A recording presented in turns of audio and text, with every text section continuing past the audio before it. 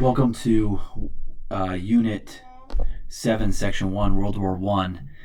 This will be our first global war we'll be talking about. It should be noted that in the world there have been global conflicts since the time that there have been human beings on it.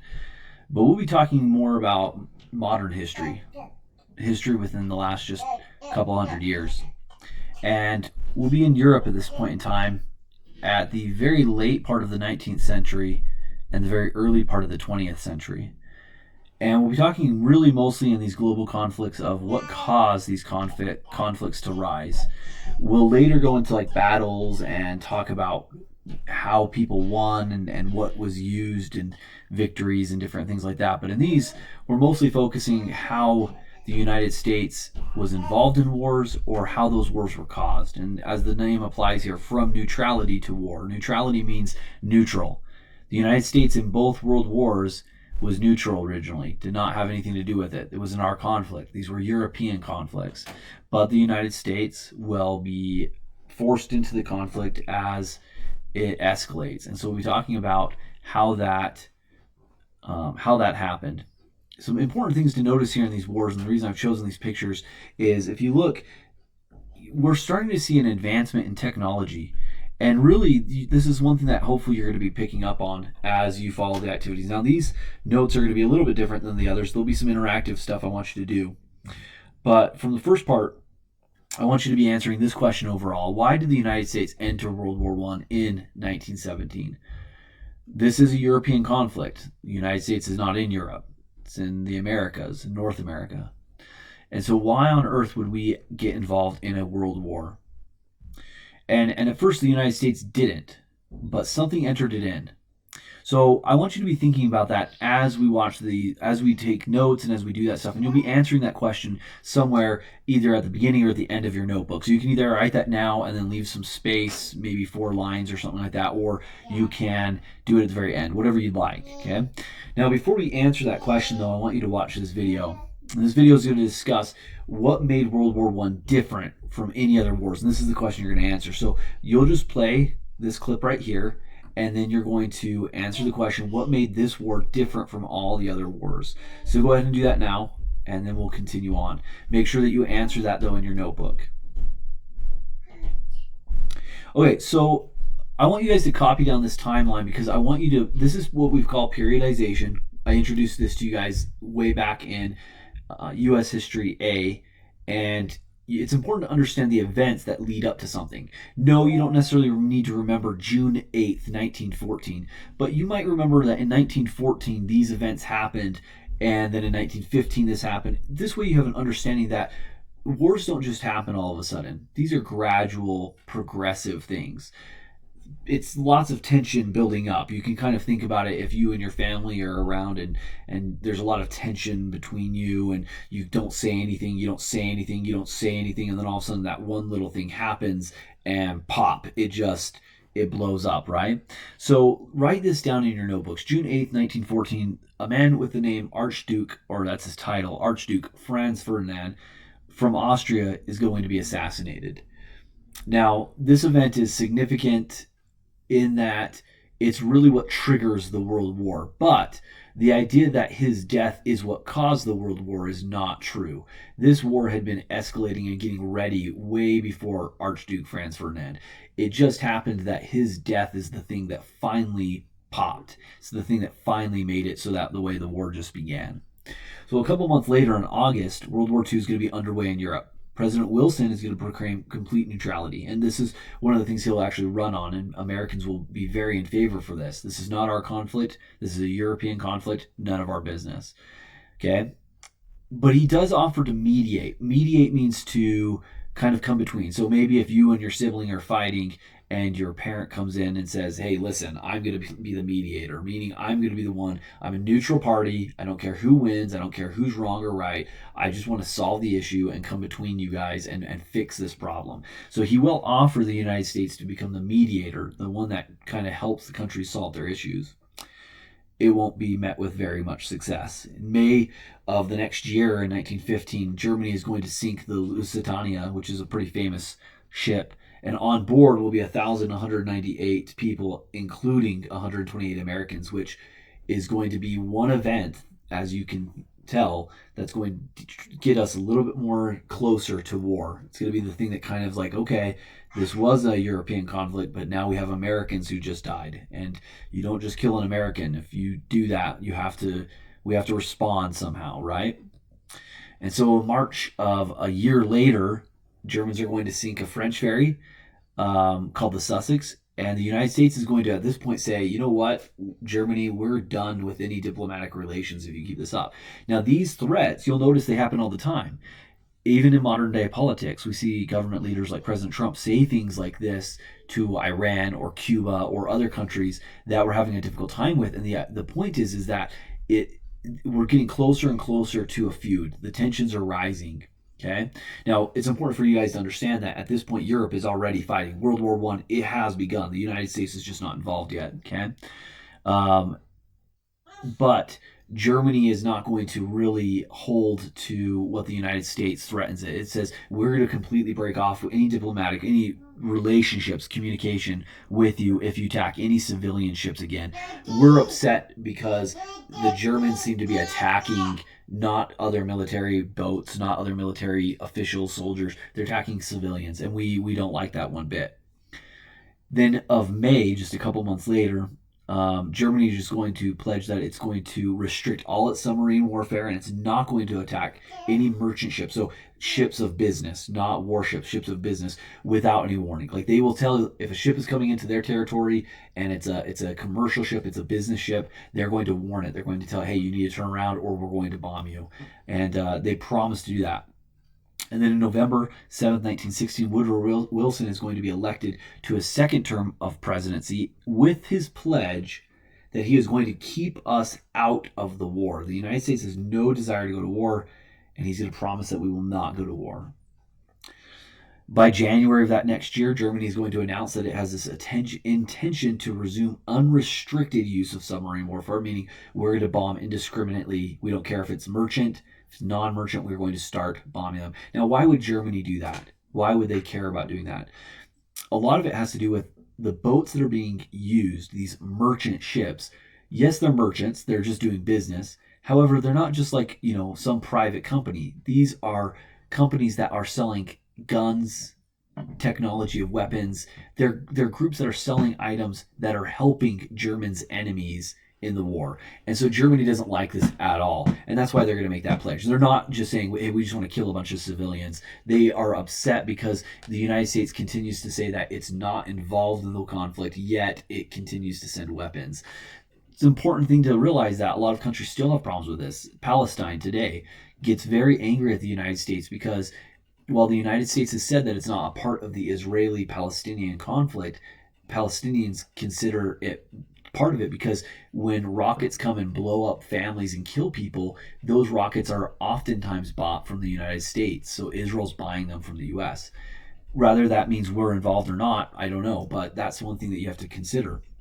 By February, just a month later, the United States is going to break all diplomatic relations with Germany, like we threatened we would if they did this. And then April, even a couple more months later, Woodrow Wilson's going to go to Congress because, again, in the Constitution, the president does not get to declare war. He cannot do that. So he's going to go to Congress and he's going to ask for a declaration of war against Germany. And just a couple days later, Congress will actually officially declare war on Germany. So this is our periodization, okay? And we have just 3 more things I want you guys to have. This is the periodization up to the war. Now we're going to go through the war into the end. And so by November 11, 1918, an armistice, is going to end the fighting in World War I. An armistice means a ceasefire. Nobody's going to fight anymore. By December of 1918, President Wilson is going to arrive in France, and he's going to try to help, again, mediate between these groups, and he's going to mediate between these groups, and he's going to try to be the party that solves the issues. And by June of that next year, the Treaty of Versailles is a city in France, is going to be signed, and it officially ends World War I. So that's our periodization. Make sure you've written that in your notebook. It's just important for you to kind of see. Again, this probably will help you answer, if it hasn't already, answer your question at the very beginning. Why did the United States enter World War I? And you can see a large part of that was because of the Germans bombing United States merchant ships or ships that had United States merchants on it. And so you can kind of already see that to some degree. Okay. So we're going to pass this stuff. These are different documents I usually have you guys read and look at and answer stuff in class, but we're going to move past these. Okay. So here's our objectives. Okay. Focus question in this is going to be, should the United States stay neutral in international conflicts or intervene? I'm sorry, that should not be of. That should be or. I'll fix that. Or intervene. What I'm asking you guys is a large part of your decisions in life about who you're going to vote for as president, who you're not going to vote for, is going to come down to international conflicts. With President Trump, you either like his assertive, aggressive style towards foreign countries, how he doesn't kind of take crap from anybody, how he just like gets involved and he says, this is what we're going to do, this is what you're going to do. You either like that or you don't like that. And in this question, I'm trying to help prepare you guys in the future to decide, what do you think about these are our future leaders? Do you think that the United States should largely just completely stay out of conflicts? Or do you think it should get involved in conflicts? And it's important that you guys not be so quick to answer this question. You need to consider all aspects of it. Because if you're of the side that says, we shouldn't be involved in any conflicts, well, to what level? The Holocaust? 6 million Jews dying and being killed by Hitler? Are you okay doing that? Can you honestly say that you're okay with 6 million people being burned and cremated? And maybe you say, okay, no, we'll help in that case. Or maybe you still say, no, we shouldn't be involved in that. Okay, well, what about right now in Syria? Syrian children using the government, Assad in Syria, using chemical weapons to kill and hurt his own people, children. Watched video footage of children gasping for air on the side of the street, dying. Does the United States get involved or not? And what I'm trying to say here is that I don't care what your opinion is, but if you're going to say we shouldn't get involved, then you have to be able to be prepared to defend the idea that you are condemning thousands, maybe even millions of people to die horrible deaths. And that doesn't mean that it's wrong. I think there's plenty of arguments. And for those of you guys who think we should be involved in everything, we always need to be involved. Does that always work? It seems like the United States has been involved in a lot of things globally, and it seems like maybe it's actually hurt us more than it's helped us. Every time we get involved, we create more problems, and we try to solve problems, and we can't be the world police. Think about all the money we spend simply on just helping other people when we have our own problems. What I'm trying to have you guys see is that the answer is not probably one or the other. It's probably a mixture, and I would hope that you guys would see that. I hope that honestly, and it's your opinion, it's fine, whatever you think, but I hope honestly that none of you think that it's okay to watch 6 million people die. I hope that nobody thinks that way. I also hope that nobody thinks that we need to be involved in every single conflict, because we cannot keep spending the money that we spend on every other country. We cannot keep doing the things that we've done. Okay, so this is our focus question. Will be our final essay in the final, and hopefully you guys will see that and understand that and start really formulating that opinion. Okay, so objective 1: what is the basic geography of World War I? You need to understand some basic stuff with Europe and with the countries there. You got to kind of know where Germany's at. You got to know where France is at. You got to know where England's at. You got to know where Austria is at. You got to know some basic geography. Okay. Objective 2: what ideas and events led up to World War I? So we're gonna have some terms that are really important that we understand what those terms mean, and we're gonna talk about how they evolved and changed and escalated. And then objective 3, our last one: what events led to the intervention of the United States? Okay, so those are our objectives. Make sure you write those down and answer those as we go. I'll try my best to make sure we get those answered throughout the notes.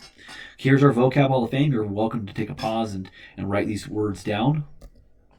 So what caused World War I? Well, what we're going to really say down, and what I honestly believe, okay, doesn't mean I'm 100% correct, but a lot of historians would agree with me, is incredibly high levels of nationalism. We've talked about nationalism. Nationalism is not necessarily a good or a bad thing. Ultra extremes of anything generally are bad. So when I'm saying nationalism, I'm talking about people believing that their country is so great that literally they can do some pretty terrible things to other people because their country's better. I'm not talking about having pride in your country. If you're nationalistic, you believe, hey, my country, I love my country, I think it's the best country, that could be to some degree nationalistic, but that is not necessarily a bad level. You should have pride in your country. You should believe that your country's the best. But if you believe that your country's so much better than other countries that it allows you to do things to other people that a lot of people perceive as being immoral, that could be kind of problematic. Okay, so nationalism and this competition for resources is going to be what's really fueling World War One. Yeah, there's going to be a lot of other things with it, but I would say the underlying cause there, the thing that's really causing problems, is going to be that. Now, let's talk for a second here about the immigration of Europe. So here's a nice map, and guys, this is where I'm like hoping that you guys, if it's me, I'm drawing like little pictures of this. It doesn't have to be super detailed or anything like that, and I'm not necessarily going to grade you if you have this grade or not, but like this is going to be part of our answer to objective one. Okay, if I was in college and I was taking notes, I would sketch just a little map, or I would print one off a little bit just of this area, so I would know the areas I need to know. So this is the UK, England. Here's France. Here's Spain. Here's Germany, Italy, Switzerland. Austria is going to be over here. This is Belgium, Luxembourg, okay? But the area I want you guys to look here is called Alsace-Lorraine, okay? I want to talk about this area for a second. This borders the area between France and Germany, okay? Now, Germany is going to take this from France in 1871, and France is going to not obviously like this, and they're going to consider this part of their own country. It's kind of like Taiwan today with China. China considers Taiwan a part of its country. Taiwan does not. But Taiwan used to be a part of China. And if you asked anybody from China, they would say, no, that's a part of our country. It's our country. But France is going to still consider it part of its country. And so they're going to want that land back. Now, the Germans are going to be proud to have this land. They're going to feel like it's their land, that it had been historically their land. There are a lot of German Prussian people ethnically in that area, and so they're going to feel like this is their land, okay? And this is going to create some major problems between France and Germany. Now, the reason I really want to show you guys this is this really demonstrates, really at its crux, what is wrong with World War One. Because what a lot of it comes down to is two countries that are angry at each other because of land disputes. And inside these land disputes, it's not so simple. A lot of times you'll have a country that's traditionally owned the land, but you'll have another country that has historically owned it or has a lot of people inside the land that are ethnically part of their country, okay? So this is one example. Now, this bad relationship between France and Germany is going to be part of the setting for World War One, okay? Austria-Hungary, Germany, these two countries are going to have many different people from many different countries in there. You're going to have Czechs, you're going to have Slavics, you're going to have Polish, you're going to have all sorts of different people.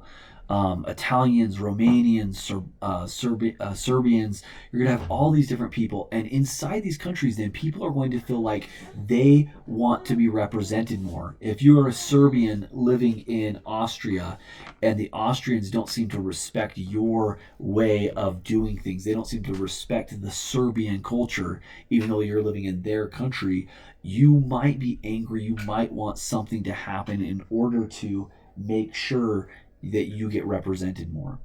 A lot of this is fueled by this, okay? This is a huge part of that. But part of it's also going to be reinforced with this idea of social Darwinism. Now, that's a review term. You should already know what that is. During our robber baron era, we talked about that a lot. Remember, social Darwinism, not created by Charles Darwin himself, right? Going to be created by a professor in the United States. And it's this idea that is survival of the fittest, that the best human beings can justify the way that they do things because other people are not as good as them.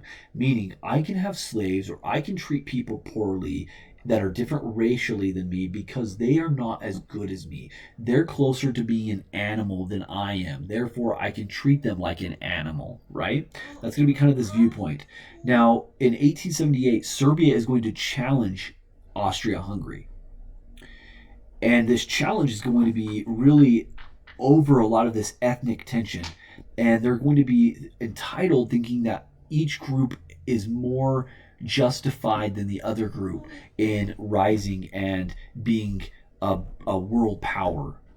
So there's going to be a lot of competition between these empires. At this time period, the United States is not this huge force like it is today. In fact, the country that's the strongest at this time probably would be England. They have the most money. They have the most. They have the most weapons. They have the best navy. They have all sorts of strength. France is going to be considered the second strongest, and then you've got the U.S., Italy, Germany, and Belgium, and all of these countries are somewhat competing with each other. They're all moving up. They're all becoming. They're powerful countries, but they're not the most powerful countries. That still belongs to France and England. So another thing, not just naturalism, but that oftentimes follows nationalism, is going to be another term called militarism, meaning everybody wants their country to be the best. How do you know when your country's the best? Well, it's because it has the best military. Oftentimes people from the United States say, hey, you know what? Our country's the greatest. Do you know how many aircrafts we have, how many tanks we have, how many soldiers we have? Do you know how much money we spend? $754 billion a year on military. Militarism is really a lot of times caught up with the pride of your country, okay? And so countries are going to compete in what's called an arms race, meaning they're all trying to build up their militaries as fast as they can, because if there's going to be a war, nobody wants to be the weakest. Everybody knows that whoever's the strongest is going to be the best. So they're going to be building up all sorts of things like guns, machinery, standing armies, navies. They're also going to have these new technologies. And you saw from the video that technology is a huge part of World War One. Machine guns, mobile artilleries, tanks, submarines, airplanes, and probably the worst of all, chemical weapons. That's going to be a huge component of World War One is chemical weapons. It's one of the things that makes World War One one of the most tragic, sad, and disgusting wars ever. Interestingly enough, look at the military strength at this time. You can see kind of like comparatively who has the most of everything. So if you look at as standing armies, look at the United States and Britain, not great. But Germany, they have a great standing army. Versus if you look at like Navy itself, look at Britain. Crazy powerful. Germany's getting stronger though. And you've got France and you've got, the United States, but these groups are going to be competing in these areas, okay? Look at these different technologies that came about, where they came from, what they are. When I talk about those chemical weapons, look at some of them. Gases such as chlorine gas or phosphagen or mustard gas. These could kill people, they could blind people, they could burn their victims. Mustard gas can literally burn away from the inside out of your body. It can make it so it burns your lungs so you can't breathe. Talking about horrible, horrible stuff that now today the world has outlawed as use of military or war. So immediately, what do? You start building up your military, right? But the other thing is you want to get some good friends, right? It's kind of like if you're going to be in a fight with somebody, you want to get your best friend who's like stinking tough, right? The guy who doesn't take crap from nobody. Why? Because if something's going to go down, you want to have the person that's the strongest, the one that knows how to fight in your corner, right? And so this is going to make nations start to become overconfident in their military abilities. Germany's going to say, hey, you know what? Look at our standing army. Look at our navy. We could beat France. Even though they have a bigger navy, look at how many troops we have compared to them, right? And they're going to keep having this kind of overconfidence, and they're going to start to buddy up with people. So you have what's called the Triple Alliance, and this is 3 countries that are aligned together that say, if you go to war, we're going to go to war. We're all in this together, and that includes Germany, Austria-Hungary, Italy. Okay, and then you have the Triple Entente, which is France, Russia, and Great Britain. Now you'll notice the United States is not a part of this because, again, the U.S. doesn't want to be any portion of this, okay? But these alliances are going to also be something that fuels World War One, because now all of a sudden, instead of you deciding to go to war yourself or not, you have to go to war if somebody else goes to war. It's like your friend. If you tell your friend, hey, dude, I got your back, and then some kid hits him in the face, and you do nothing, you are going to look like a coward, right? You can't do that. You promised you had their back. Same thing here. In the Triple Entente, if France gets in a fight, Russia and Great Britain, they have to now get involved no matter what. So this is this complicated system of alliances. It is crazy how complicated this alliance gets, okay? But everybody's got an alliance, basically. That's why it's a world war. You'll notice that a couple of countries like Spain and, of course, Switzerland and Norway and Sweden, Denmark, they're going to stay neutral to this. They don't want to be a part of this. But these other countries have all formed these alliances. And again, a lot of times the alliances are based on mutual interests. So Germany and Austria-Hungary have mutual interests in the rest of the Balkans here and pushing over even into the rest of Western Europe. Okay? And France and England have the same things as well. really all of this is going to be centering all over Europe, but where it's going to be the hottest is going to be in Austria-Hungary. Okay, so if you look here at Italy, okay, you have the Adriatic Sea here, and across from that is going to be Austria-Hungary. Okay, and inside Austria-Hungary, again, we're going to have all sorts of ethnicities. Okay, so here's another map of it. Here's Italy, just right across. There is Austria-Hungary. Okay, so I'm going to have you guys watch a video and answer these questions. How did nationalism create this heavy tension between Austria-Hungary and Serbia? And who is the Black Hand and what events led to World War I? Now, the video is not here right now, so I'm going to have it as part of the attached. So this is where you'd stop the notes here for a second, pause it, click on the other link that says Black Hand on it, and then watch that and answer these 3 questions. Okay, so you've watched that video now. Let's go ahead and talk a little bit more. This will be a little bit more review leading up to World War I. Here is a picture of Franz Ferdinand, his wife, and one of the chauffeurs, or I mean, I'm not sure who this guy is, but I'm assuming it's somebody who's serving them, or it's another leader of another country, somebody, as they're about to go for a car ride. And you guys watched how fateful that car ride was for the Archduke. Okay, so you saw Austria-Hungary, you're going to have these Bosnian, a sub-ethnicity group, a sub-ethnic group, who is going to be highly nationalistic. They're going to be very pro-Bosnian, and they are going to be very anti-Austrian-Hungary, okay? And even though Archduke Franz Ferdinand is not really that big of a guy, really, he honestly is not. He is going to be one of the guys up in line. He's actually not even the ruler of Austria-Hungary, but he's going to be up to the throne of Austria-Hungary. He's going to be kind of a future leader, and they know this, and so they have this plan. They're going to kill him, right? And you saw how that went. I do think it's kind of funny, now that it's been years past. Nothing's ever funny when it comes to war and death, but I think it is kind of interesting. These guys in the Black Hand, they are so bad at their job that they at first they should have failed, but they get lucky, right, that he turns and they get into the wrong street. But they're so bad they can't even, like, when they tried to kill themselves, they took that cyanide, and the cyanide didn't actually kill them. It was old. They vomited. So then they tried to throw themselves into a river, and when they went to throw themselves in the river was so shallow that they just ended up breaking their knees and their ankles. It just was a hard day for the Black Hand. Okay, so let's talk a little bit again about how this began. In Austria-Hungary, they're going to blame the Serbians, okay, not the Bosnians.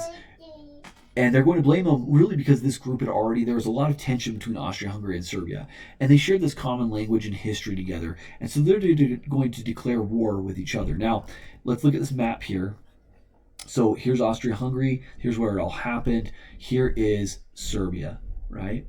Now, today, there's a country, Bosnia, that's in here, but Serbia is here, and so this is who they're going to blame. Now, at first, Austria-Hungary doesn't know what they're going to do. They're not going to declare war necessarily. They're angry. They want somebody to pay, but they don't know what they're going to do. But Germany, who really is looking for this war to start, is going to pressure Austria-Hungary a lot to declare war in Serbia. And Germany has assured Austria-Hungary that if they do, Germany will have their back. They will be there to help them, okay? So that's what happens. Because of that, Russia, who had an alliance with Serbia, mobilized troops to protect Serbia. So now you had Austria-Hungary declare war on Serbia. Germany's promised that they'll intervene if anybody else gets involved. So Russia, who had an alliance with Serbia, jumps in to help Serbia out. Germany, as promised, told Russia that they better stop mobilizing. Russia's going to say, go take a flying hike, and Germany is going to then move its troops as they promised Austria-Hungary, okay? Now, I think it is funny that Germany, when they demanded Russia stop mobilizing their troops, Germany already started mobilizing their troops really quickly and didn't really give Russia a lot of time to answer or even give any kind of an alternative. So it kind of shows how eager Germany was to get a war going, okay? Now, because of this, because Germany has mobilized troops and Russia is now involved, who had an alliance with Russia? France did. France now has to mobilize, okay? So here's what we had. We had Austria-Hungary declare war on Serbia with the understanding that Germany would back it. Because they declared war, Russia says, we are going to get involved and protect Serbia. Because they did that, Germany's going to say, okay, fine, we're going to declare war on Russia and Serbia. And because they did this, France is now going to declare war on Russia. Now remember, France also has an ally, England.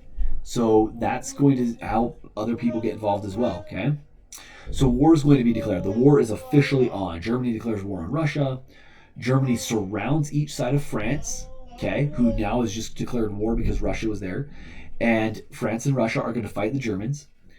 But Germany has a pretty strong military. You saw it in that map back there. Germany is going to develop something called the Schleifen Plan. And this is the idea that they're going to go after France first, and then they're going to go after Russia next. Why do they want to go after France so bad? Because, again, who got involved at first? The Russians, not the French. It's all because guess what they want? They want that region, Alsace-Lorraine. They want that area. Now, the Germans are really smart. In fact, smarter than what Adolf Hitler was just a couple decades later. They understand that you should never fight a two-front war if you can help it. Meaning they don't want to have two fronts. Germany doesn't want to fight France and Russia at the same time. They know if they do, they're going to be splitting their resources. So if they're fighting here and here, they have to split their resources between. So their decision in the Schleifen Plan is to go, let's go get France, let's take over Alsace-Lorraine, and then let's go after Russia after that. And this is going to make the Austrian-Hungarians upset because now they're going to be fighting kind of solo, but Germany's going to do this so they can be stronger later. Okay? So now we have these countries in between Germany splitting it, France and Russia, but Germany's going to go with France first, then Russia second. Okay? Germany is going to have to go through Belgium, which is a neutral country, to reach France. Belgium says, hey, you can't come through our country. We are not a part of this war. We're not going to get involved. We don't want to be involved. You can't come through us. Because they do that, Britain says, hey, you can't do that, so we're going to enter the war now. Now, a large part of that was because they're getting pressure from the French, who said, hey, you are our allies. You promised you'd come to war with us. So they're going to enter into the war. And the Ottoman Empire is going to enter the war at the end of 1914. Now, the Ottoman Empire, you might be like, what the heck is Ottoman Empire? Ottoman Empire is going to be modern-day Turkey. So if you look here, this was Istanbul, or we would have called it a long time ago, Constantinople. The Ottoman Empire is going to side with Germany because it believes that if Germany wins, it's going to, and they believe Germany will win, that they will be able to take over a lot more land. And the Ottoman Empire has been struggling. They want land for resources, and they need them really badly. So the Ottoman Empire is going to enter the war. All the big, great powers in Europe are now involved. Central powers are going to be Germany, the Ottoman Empire, and Austria-Hungary. The allies are going to be France, Russia, Serbia, and Britain, and then eventually it'll be the United States. Okay, Germany's going to go into Paris. They're going to take over Paris in pretty short order. So now we're going to have England and Russia versus Germany and Austria-Hungary.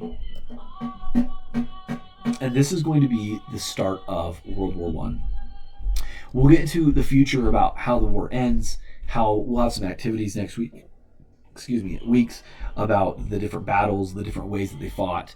But this is kind of what caused it. And so if we look at our objectives, we can see that Objective 1, what is the basic geography of World War I? You guys hopefully can understand a little bit. I mean, this is going to be a little bit more on your honor, right? I hope you just took some basic, snapshots. It would be a wise idea to take just a couple, maps and label those things so you can memorize those. It'd be smart of you guys to just either do that or sketch them out, but I'm not going to hold you to that. But, you need to know definitely kind of the geography of World War I. Then Objective 2, what ideas and events led up to World War I? That's going to be mostly nationalism, militarism, this arms race, right? All of the alliances that are to be formed, those are going to lead up to it. And what led eventually to the United States getting involved into the war. And really it was mostly answered at the very beginning here of... back into this section here with the periodization. I think that's probably the easiest way to answer this, is the United States continually warning Germany not to bomb merchant ships, and then Germany saying, you know what, we're going to just do it anyway. That's really going to be the big thing that pushes us into the war. Okay, although a lot of it's going to be pressure from European countries like France and England to be helpful. So anyway, that is the end of World War I. I hope that helps you understand how the United States went from neutrality to war, and also what caused World War I. Thanks so much, guys.